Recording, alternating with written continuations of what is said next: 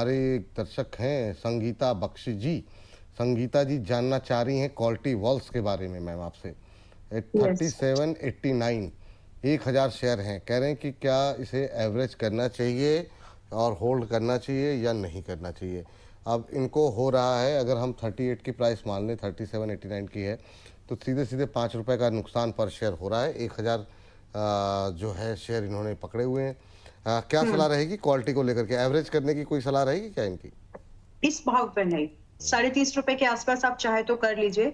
और मुझे याद है मैंने टारगेट रिवाइज करके 40 से 39.50 के पास कराया था, क्योंकि लग रहा था कि 40 वाला जो नंबर है वो कहीं ना कहीं रेजिस्टेंस के तौर पर काम करेगा।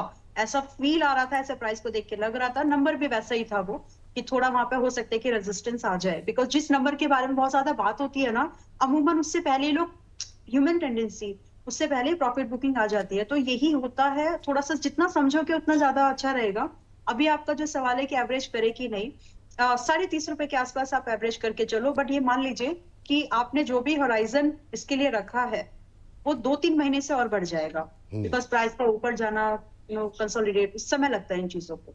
तो एवरेज 30.30 रुपए के आसपास करिए, बट समय सीमा थोड़ा बढ़ा लीजिए, अभी जल्दी नहीं होगा।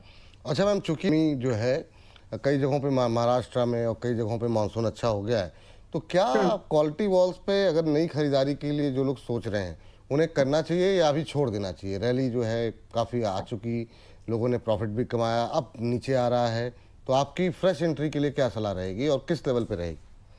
ऑलराइट, तो फ्रेश एंट्री जिन्होंने कभी इसमें पैसा बनाया है नहीं, पुराने व्यूज मिस कर दिए, उन लोगों के लिए जो एक ऐसा भाव है कि आ जाए तो बढ़िया। और ऑफ सीजन में स्टॉक नीचे आकर के ही ऊपर जाते हैं, पैटर्न जो चलते हैं।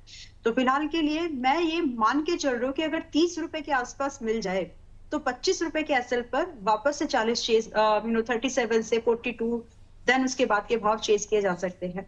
और रही बात विपुल जी, जितना मुझे पता चल रहा है, जितना आपको पता चल रहा है कि अभी सीजन बारिश आ गई, आइसक्रीम्स उतने जो उनके मेन प्रोडक्ट्स है हम्म। वो नहीं बिकेंगे, वो कंपनी को भी मालूम है। तो जब पीक सीजन में इनकी प्रॉफिटेबिलिटी हमेशा ज्यादा देखने के लिए मिलती है, तो एवरेज रिटर्न हमको देखने हैं।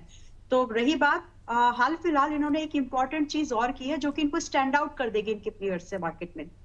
वो ये कि इन्होंने कुछ ऐसे नए प्रोडक्ट्स लाए जिनको ये लो प्रिजर्वेटिव या फिर लेस प्रिजर्वेटिव इस तरह से प्रमोट कर रहे हैं। तो ऑलरेडी मार्केट में अगर आप देखेंगे एक लहर चल रही है कि हमको सात्विक खाना है या फिर हमको लेस केमिकल बेस्ड फूड खाना है। तो वहां पर जब आप इस तरह के प्रोडक्ट को ऑलरेडी डेवलप कर रहे हो, मार्केट कर चुके हैं, तो कहीं ना कहीं आप अपनी पोजीशन बचा लेते हैं।